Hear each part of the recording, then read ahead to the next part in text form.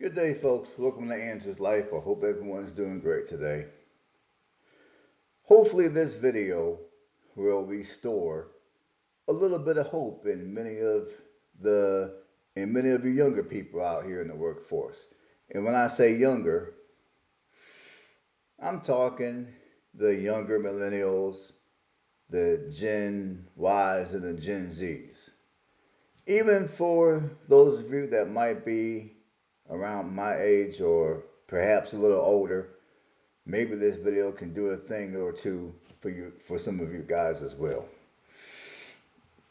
But oftentimes, there's a lot of content creators talking about how challenging it is to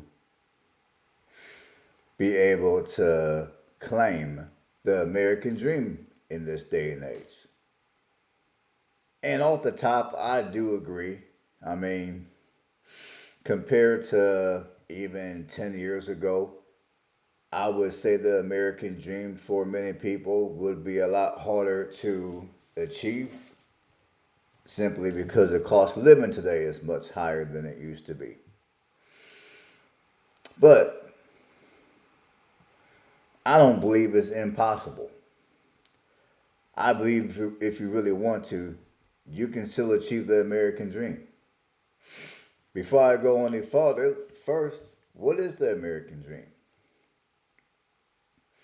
Well, depending on what it is in life you're looking for, the American dream can be that. So I would say the American dream, you know, I mean, it could be whatever you want the American dream to be.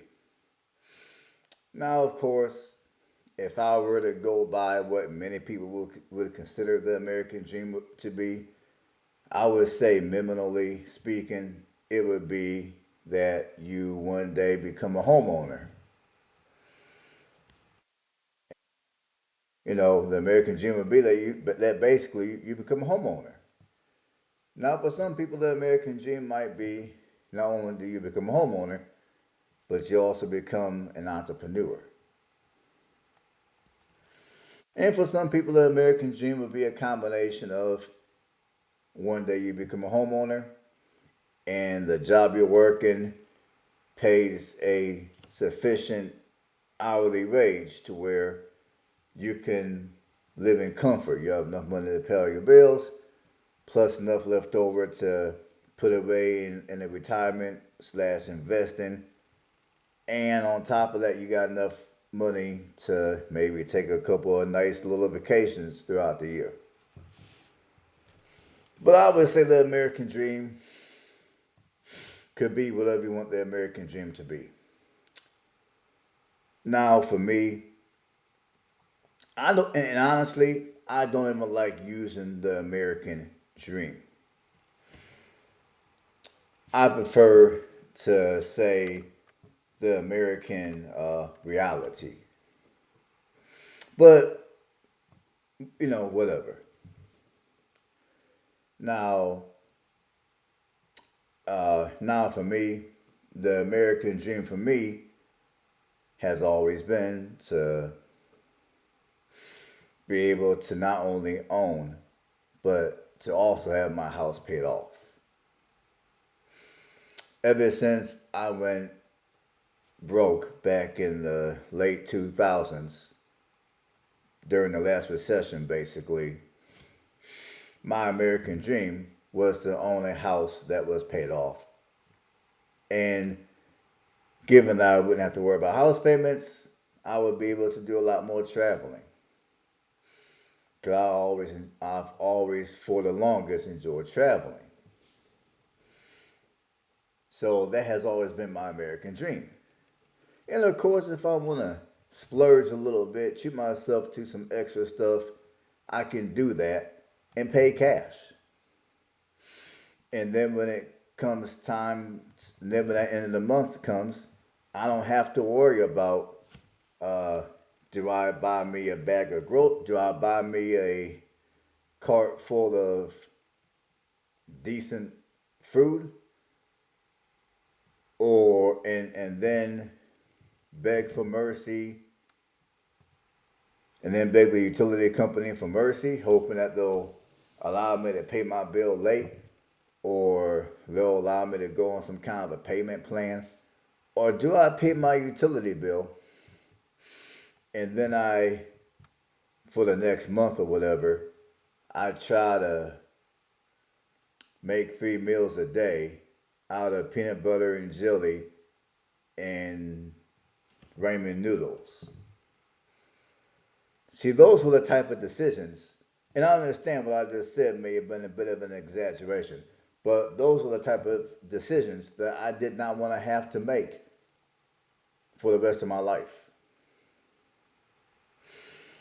So, when I first went broke and I first filed bankruptcy, which was back in 2009, at that point, I was so broke I couldn't even afford internet. And I believe internet back in the day, and I could be wrong, but I think internet back in the day may have been a little bit more than what it is today. Now, the internet back in the day definitely wasn't the quality that it is today. You didn't have near as many things online available back in '09 as you do today. But anyways, I was super broke. I remember them days clearly. I was super broke. I mean, on my days off, there were no going out and traveling around to different cities in different states. There were no going out to eat a whole bunch. I mean, on my days off, what I did for entertainment was I went to a local park and I took walks. I came home and I read books and magazines. And, I did have a TV. I mean, I didn't even have cable. This was around the time when the regular antennas were no longer good, and you had to buy a converter box in order to get your channels. So I had a converter box on my TV, which gave me all the local channels. So I would cut on my TV, and whatever was on, if I liked it, I watched it. So a combination of watching TV, listening to some of my favorite music. I had a stereo system. I mean, this is during, back in '09, YouTube did not have music like they do today.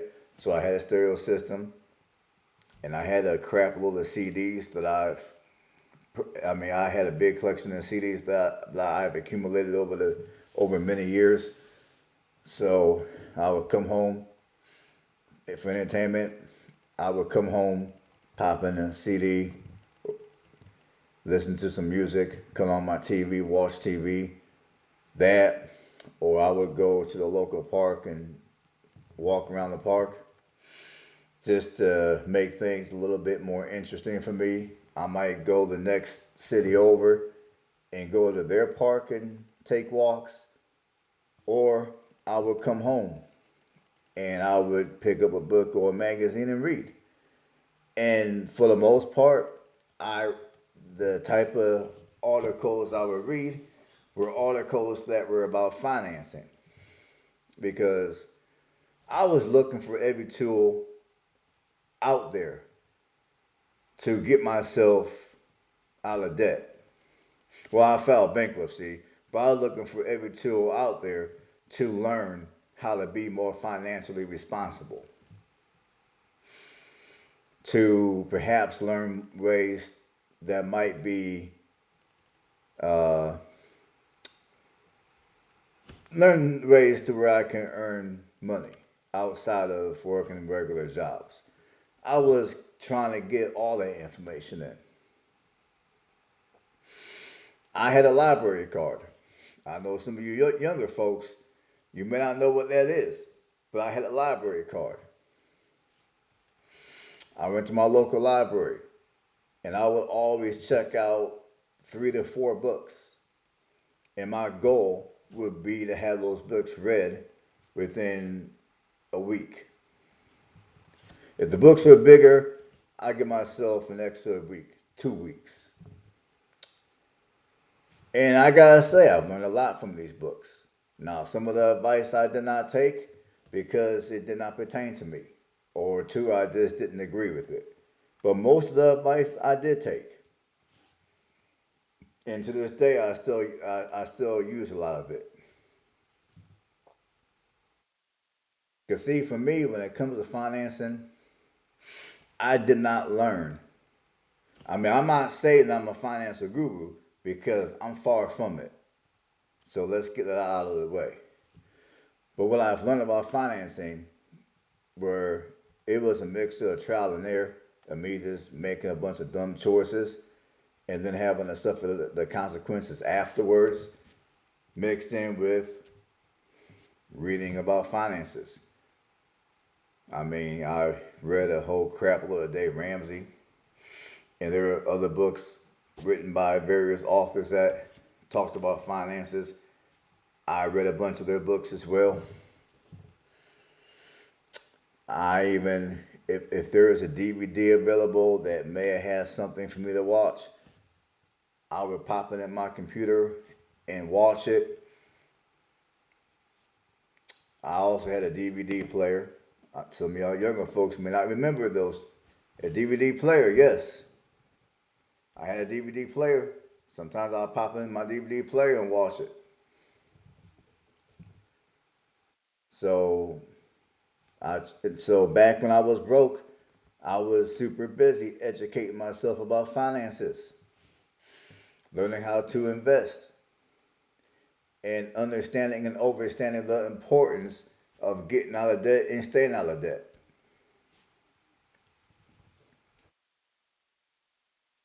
And finally, in 2017, I paid off my very first house. It wasn't the first house I've owned. It was the very first house that I've actually paid off, and I was able to have the deed in my hand. I was so happy that day. I mean, I remember that day clearly. I was buying this house through land contracts. It is a house in Anderson, Indiana. It was a fixer upper, and I've told you stories about the house. I mean, when I first purchased the house, I found out after the first couple of days that, no, I mean the first couple of weeks or so, that the water line, the main water line was busted. So after about a couple of weeks, I had the city come out and cut off my water because, and then I just lived in that house without running water. I did not have the funds to put in a new water line, and I absolutely refused to go into debt to get it done because my attitude was I don't own that house. The people who I was buying the house from, they owned it, so I'm not putting a bunch of money into something that technically was not mine. And I was buying this house through land contracts. And so I was buying it through land contracts. And by the way, for those of you that may not earn the most amount of money in the world, maybe you might be making 20 some, 30 some, 40 some a year or so, and you still desire to be a homeowner.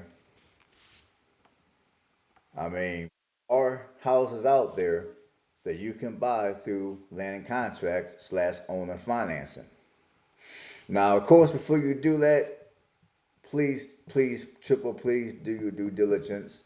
Make sure the person who's selling you the house actually owns it. Make sure they got the deeds, all that good stuff. But FYI, that's one way that you can get in, that you can re-enter into home ownership if your credit's jacked up and you don't make a whole lot of money. But anyways, I paid off that house in 2017, and that was the first major step of me achieving what I would consider the American dream.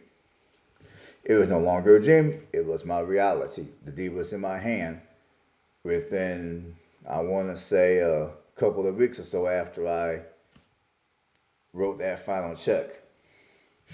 So when that deed came in the mail, I got that deed with my life practically. I mean, I woke up every day, and I would say this went on for like a month. I woke up every day for a month and looked at that deed. I looked at that deed every morning before I head off to work. So, and also, as soon as I paid off the house, I went on ahead and saved up the money, and I went on ahead and got a new water line installed. And as soon as that was done, I was cutting on my sinks on and off. Like, I can't believe I got running water. And it's funny what it's funny what you take for granted. And it's funny what you learn to appreciate once you've been without it for an extended period of time. Because I would say for the first, I want to say for the first couple of years or so that I've owned that house, I had no running water. I had to go to, at the time, either my friend's house for some water or my girlfriend's house for some water. So I was so happy to not only have a paid off house, but now I was able to afford to get a new water line installed to where now I got running water on top of that. So now I ain't gotta be doing all that getting water from my friends anymore. So at that point, especially after I got the running water, I feel at that point I have made a huge step towards achieving the American dream. Now my next step was I wanted to get out and do some traveling. So I would say a couple of months went by after I paid off the house and installed the new water line and had a new water line installed. I decided to do some traveling. And now back in the day, I didn't do as much traveling as I do now because for one, I didn't have the money, and for two, you know, I just didn't have the means to do it then. But I did some traveling. And a lot of the places I would travel would be places that would be what I would consider to be regional. Like there's one time I took a trip to Bardstown, Kentucky to the art festival that they have in October. There's another time I went up to the Classic Car Museum in Dayton, Ohio. There's another time I took a trip to West Virginia. And also there was a time that, well, there's several times I went down to Tennessee, mainly Nashville. And plus I would visit some of my old friends at the time down in Lewisburg. And then, of course, I would go into Ohio to visit my family. So, for the most part, that was the type of traveling I did. And then, at the time, I was traveling in my car. And sometimes I would stay the night at a lot of these places. And I would end up sleeping in my car because, one, I didn't want to pay for a hotel.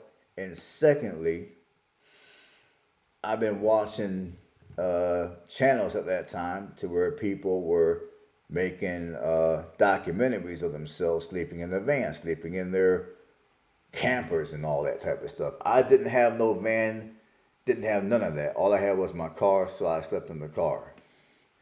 Well, sleeping in the car is not the most comfortable arrangement, especially when you're like me, you're bigger and you're taller. So I saved up a little bit of money and I brought me a minivan. I brought me it was a 1988 Plymouth Voyager. It was a rust bucket. I paid $500 for it, and I bought it from this couple over in Ohio. Well, as soon as I bought the van home, I had to put on new brakes. Plus, I had to get new brake lines put in because the old ones were all rusted out. So I would say when I first started driving this van, In order for me to make the van roadworthy, I had a total of $1,500 into the van, and that does include the purchase price of the van. So the first trip I took with this van was a trip to Ohio because, for one, I wanted to visit my family, and two, while I was over there, I wanted to test out the whole van life type of deal, and I did. At the time, the setup was super plain Jane. It was minimal. Basically, I had a flashlight, a sleeping bag, and a pillow. And I believe I had a little chest to keep some food and plates and just odds and ends. That's about all I had in the van. And if I can dig up the video to show you guys what I'm talking about, I will show you guys what I'm talking about. But I'm not. If I can, I'll show you guys what I'm talking about.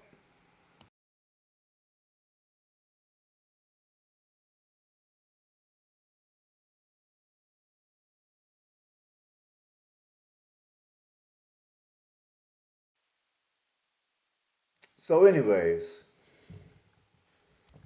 at this point, I'm thinking to myself, I have achieved the American dream. I got a paid off house with running water. I got my minivan. Now I'm able to do a little bit of van lifing, or I used to call it van drilling. So now I'm thinking, man, I didn't achieve the American dream. And I was happy with myself. I was proud of myself. And at the time, when me and my girlfriend were dating the first time around, I took her, me and her, we went on silver trips together. We took silver trips together to Ohio mainly, and we took silver trips together through different parts of Indiana. And I was driving my old 1988 Plymouth Voyager, a complete rust bucket. Now, whenever we took trips that were a little further away, and of course, I had to get a hotel for us. So at this point, I'm thinking I've really achieved the American dream. Now, granted, nothing fancy, nothing that anybody would consider to be special, but to me, it was a big deal. It was a huge accomplishment. And then, of course, a couple of years later, I was able to save up money to buy me a better van. And I want to say a year or two from that point. No, I want to say a year from that point. I took a job working for the oil field, and I was there for a while. And I was able to, while I was out there, I was able to save up enough money to where I was able to buy me a rental property. So I would say at this point, it's like I want to say it's like 2019, and I'm just sitting around like, man, I didn't really achieve the American dream. I've gotten an opportunity to travel to different parts of the country because I got my job in the oil field up in North Dakota at the time because I went to North Dakota. I had like a week off from my job, so I took that time and I took a little vacation up in North Dakota. I decided to go camping in the Badlands. And when I talked to a couple that was sitting by me at this restaurant in Dickinson, North Dakota, I think the restaurant was called Friends. They were telling me about the oil field, and I was taking all the information in. And then after I got done eating, I did what I had to do to apply, and I got hired on with a company to work out in the oil field. So I'm thinking at this time, man, I really did it. I've really accomplished achieving the American dream, or what I would prefer to be my American reality, because I manifest the dream. Now, granted, it did take some work for me to achieve. I mean, like I told you guys before, I mean, when I worked in the oil field, I worked 6 weeks straight, 2 weeks off. And the days that I worked, we would work 14 hours a day on average. Now, when I was working my regular jobs, I mean, I did factory work, I did custodial work, I did light maintenance work. And in most cases, I worked two jobs.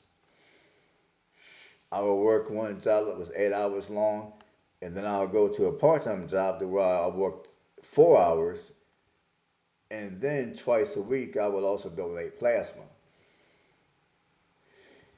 And in a nutshell, these are the things that I had to do to achieve the American dream. Now, was it always easy? Hell no. Some days it was hard. I mean, there were a bunch of days that I was barely able to get out of bed. Because even back when I was a little younger, my arthritis was still acting up. There were days that when I first got out of bed, I was walking like I was 90 years old and shit. There were days that it was so bad that when I first got out of bed, I would say for at least the first hour, I had to walk around my house with a cane. I had to walk around my house with a cane for at least the first hour. That's how bad it was some days with my arthritis.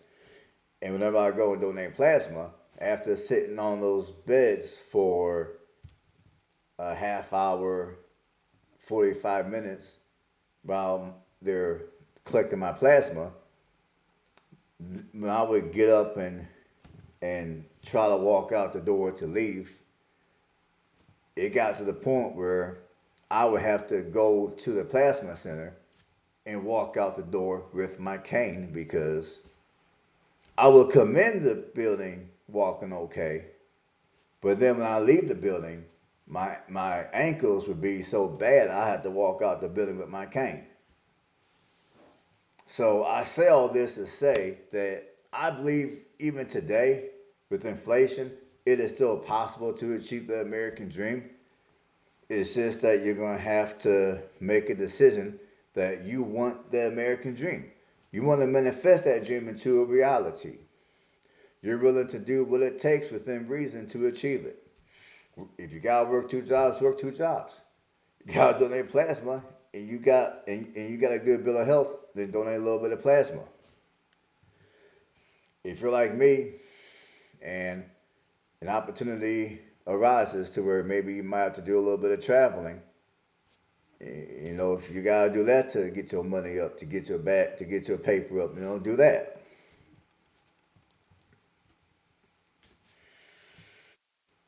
I mean, and also when it comes to your living, if you have to live in a less, I mean, if you have to live in a, I'll just say, lower scale neighborhood for a while to get your money up, do that.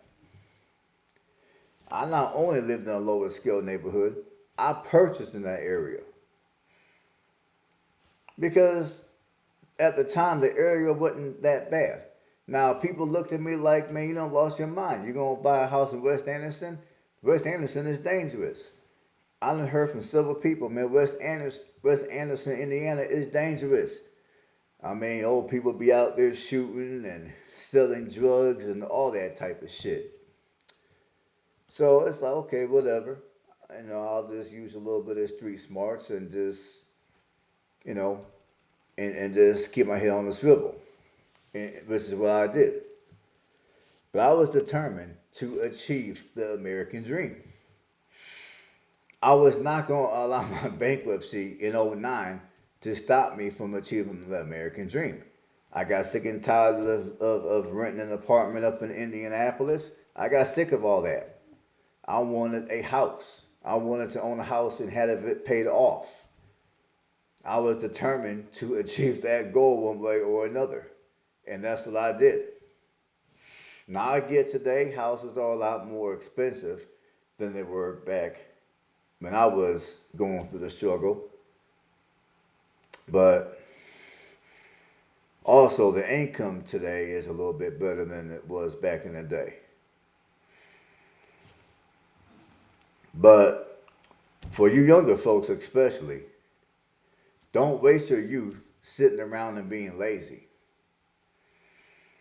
I mean, and do yourself a favor.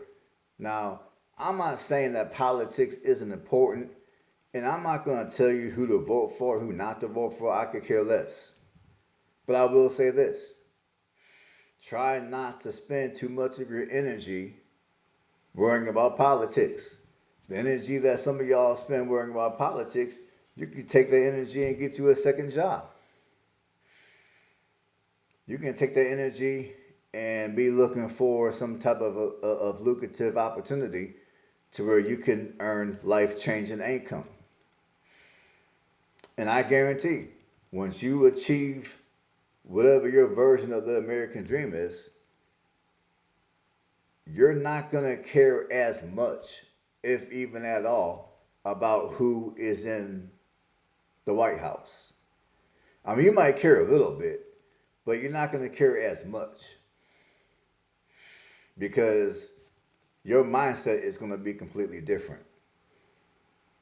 You're going to be so busy manifesting your dreams, enjoying life, being happy, looking for ways to make your life better in the future like I'm doing. You're going to be so busy doing that, man. All this talk about politics isn't really going to phase you one way or another. When people start talking crazy, it's going to go in one ear and out the other.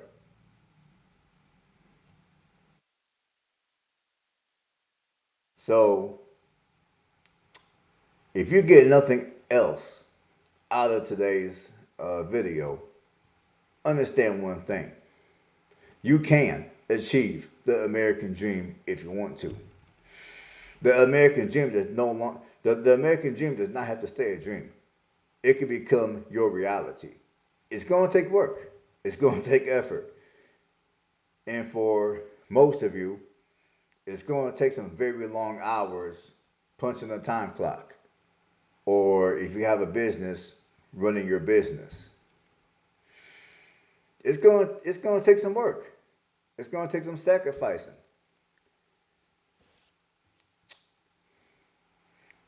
You might have to make a few hard decisions along the way as well. And people along the way might call you crazy, like you don't lost your mind because you're doing all this. It's going to take all that. But until next time, stay strong. And I wish you guys the best of luck in achieving your American dream and turning your American dream into the American reality. Stay blessed.